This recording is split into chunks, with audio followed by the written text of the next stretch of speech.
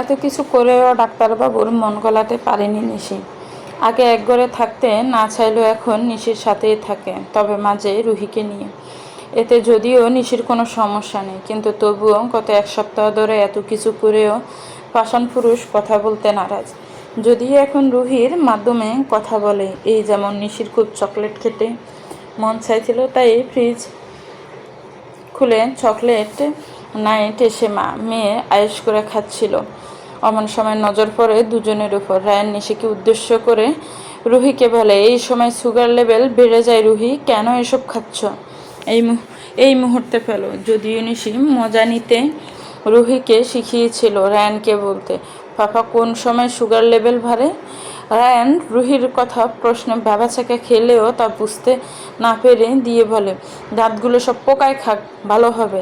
আর যদি কোনো রোগ নিজের দোষে ধরে তবে সবটাকেই গেস্ট রুমে রেখে আসবো। কথাটা বলে ওয়াশরুমে ঢুকে যায় নিশি আর রুহি। সেই শুনে হেসে লুটোপুটি। সেই কথাগুলো ভাবতে ভাবতে মনটা খারাপ হয়ে যায় নিশির। একা একাই বলে, নিজেকে নিয়ে ভাববার এখন আর সময় নেই। স্বামীর মান অভিমান শেষ না হলে কিছুই যে ভালো লাগছে না। আর এভাবে কি থাকা যায়? যেন মনে হচ্ছে অক্সিজেন ছাড়া বেঁচে আছি। দূর। রুহি ঘরে এসেছে প্রায় মিনিট 5 হলো, কিন্তু মাম্মার কোনো খেয়াল নেই। দেখে বোকা বোকা চোখে চেয়ে থেকে বলে, মাম্মা পাপাকে বলবো যে তোমার নিঃশ্বাস নিতে কষ্ট হচ্ছে?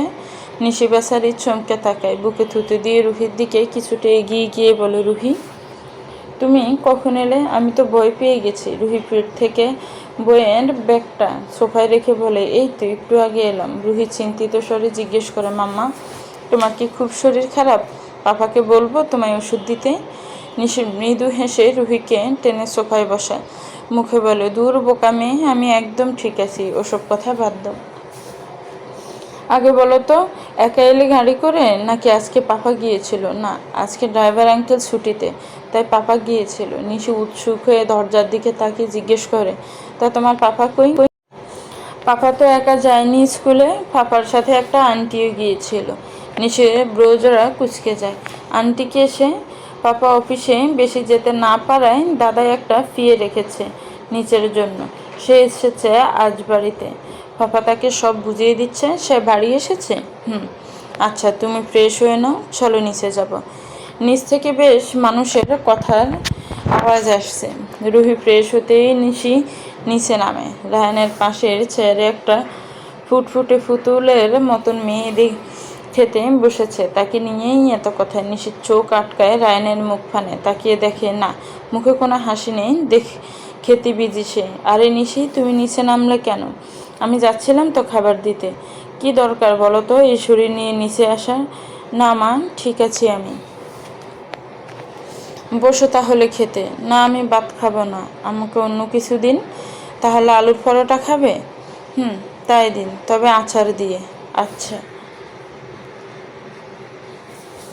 রায়ান শোনেন কিন্তু কিছুই বলে না। নিশির দিকে খাবারের প্লেট এগিয়ে দিতে নিশি পরোটার একটা কোণ ছিঁড়ে মুখে তোলে। ততক্ষণে রায়ানের খাওয়া শেষ।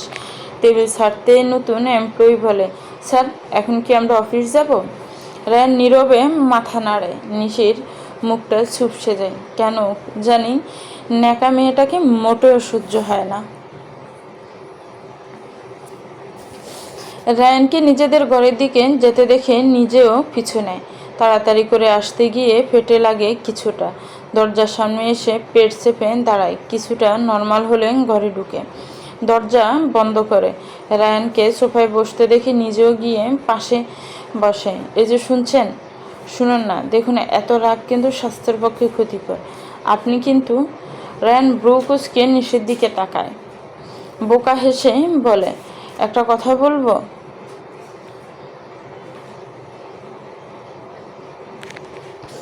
রায়ানের কোনো সাড়া নেই। শুনুন, অফিসের কর্মচারী অফিসেই মানায়, তাকে ভারী বয়ে আনবেন না, আমার মোটেও পছন্দ না। রায়ানের এবার মুখে কথা ফোটে। গম্ভীর গলায় বলে, তো এখন কি আমার সন্দেহ? রায়ানের কথা সম্পূর্ণ হওয়ার আগেই নিশি বলে, না না, মোটেও সন্দেহ নয়, কিন্তু মেয়েটাকে আমার খুব একটা পছন্দ হয়নি। কীরকম ছোট ছোট ড্রেস পরে এসেছে, এরকমভাবে বাড়িতে আসা মোটেও উচিত নয়। আর তাছাড়া আমার উপর তাছাড়া আমার আপনার উপর পুরো আস্থা আছে, আপনি এরকম না। রায়ান বাঁকা হেসে বলে, তাই বুঝি? তা এতটা পরিবর্তন কী কারণে? আমি মানছি সমস্ত ভুল আমি করেছি, আপনার থেকে কথা আমি লুকিয়েছি, দোষ আমার। তাই বলে এভাবে শাস্তিটা দেবেন? জানেন কতগুলো দিন হয়ে গেল কিছু খেতেই পারি না, এখনও খেতে বসেছি কিন্তু গলা দিয়ে খাবার নামছে না। আপনি কি চান আমার পেটে যে আছে সে কষ্ট পাক? আমি না খেলে তো সেও খাবার পাবে না। রায়ন সোফা থেকে উঠতে উঠতে বলে, এরকম রুটি আর আচার না খেয়ে ভাত খাওয়ার চেষ্টা করুন, তাহলেই হয়। আমার মাথা ঠান্ডা হলে এমনি সব ঠিক হবে। আমাকে কিছুটা সময় দিলে সম্পর্কটাও ভালোভাবে এগোবে। প্রায় 1 সপ্তাহ হতে চলল, এখনও আমি আপনার মন গলাতে পারিনি। আচ্ছা আপনি বলুন তো আমি কি করিনি? আমি আপনার জন্য সেজেছি কিন্তু আপনি ফিরেও চাননি। আমি আপনার জন্য ঘরে ফুল দিয়ে সাজিয়েছি, আপনার সেটারও পছন্দ হয়নি। আমি আপনার জন্যই নিজের হাতে রান্না করেছি, আপনি খেয়েছেন কিন্তু তাও আপনার মন গলেনি। কথাই বলে মানুষের মনের রাস্তা নাকি পেটের মধ্যে দিয়েই যায়। তাও কেন বলুন তো? আমি আপনার মন জয় করতে পারলাম না, এখন কি করলে আপনি শান্ত হবেন? রায়ান মনে মনে ভাবে, গত 1 সপ্তাহ বেচারে অনেক কষ্ট করেছে। হ্যাঁ, রায়ানের মন গলেনি তা নয়, মানুষ যাকে ভালোবাসে তার উপর বেশিক্ষণ রেগে থাকতে পারে না। তবুও টাইট করার জন্য এই 1 সপ্তাহ কাফিন ছিল। আড়ালে খেয়াল রাখলেও সামনাসামনি প্রকাশ করতো না, তাই খাওয়া দাওয়াটা নিজেই দেখতো। এই যেমন আজকে আলুর পরোটা আর আচারটা মোটেও পছন্দ হয়নি, কিন্তু মুখের ওপর বলবে না বলে চুপ আছে। কিন্তু আর কতক্ষণ সেই তো বলেই ফেললো। রায়ন মনে মনে হাসে, এই প্রথম বুঝি এতটা কঠোর হয়েছিল। রায়ন কিছু বলার আগেই কল আসে, দেখে হাসপাতাল থেকে ফোন। নিশির আর কোনো কথা বলা হয় না, কল আসায় তাড়াতাড়ি করে বেরিয়ে যায়। নিশি বেচারি কিছুটা পরোটা খেয়ে উঠে পড়ে, আর খেতে পারছে না। হাত মুখ ধুয়ে বিছানায় শরীর এলিয়ে দিতেই গভীর নিদ্রায় তলিয়ে যায়। পাখির দল ঘরে ফেরার পালা, দুপুর গড়িয়ে যায়, সন্ধ্যা নেমেছে। আজ আবার মেঘলা আকাশ, বোধ হয় বৃষ্টি নামার সময়। এমনিতেই বৃহস্পতিবার সন্ধেবেলায় বাড়ির মেয়ে বউরা সব ঠাকুর ঘরে থাকা চায়। এই বাড়ির কর্ত্রী সন্ধ্যা দেবী পাঁচালি করবেন কিনা।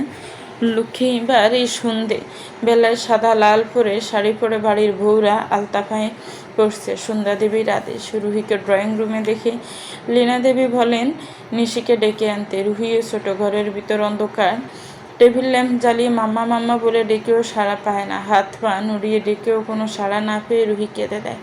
ছোট ঘরের বাইরে এসে ঠাম্মি ঠাম্মি বলে চিৎকার করে কাঁদতে থাকে। ঠাকুরঘর থেকে সব বেরিয়ে আসতে রুহি বলে, মাম্মা সাড়া দেয় না, মাম্মা ঘুমিয়ে সাড়া দেয় না।